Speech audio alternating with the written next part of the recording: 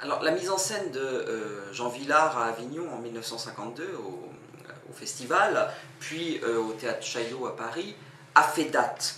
Pourquoi? Jean Vilar fait un choix tout à fait radical. Il choisit une vedette, Gérard Philipe.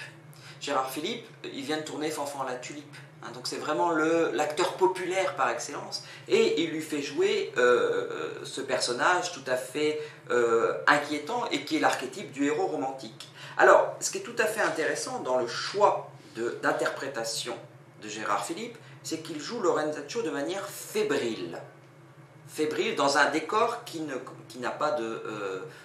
est très ouvert, avec seulement des praticables, donc des petits escaliers sur lesquels monter, des petites esplanades, mais pas de décor, ce qui est l'esprit du TNP.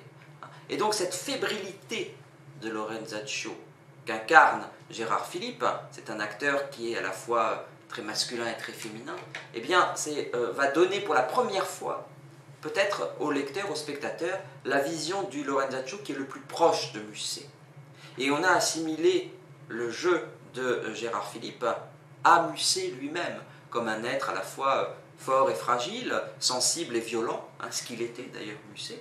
Et ce jeu de Gérard Philipe dans la cour du Palais des Papes à Avignon propose une lecture métaphysique du drame, une lecture politique, qui va être le point de départ de toutes les mises en scène politiques. On pense aussi à celle de Thomas Kreshka dans les années 60, à la fin des années 60, en montrant la vacuité du geste et en même temps la nécessité de l'action.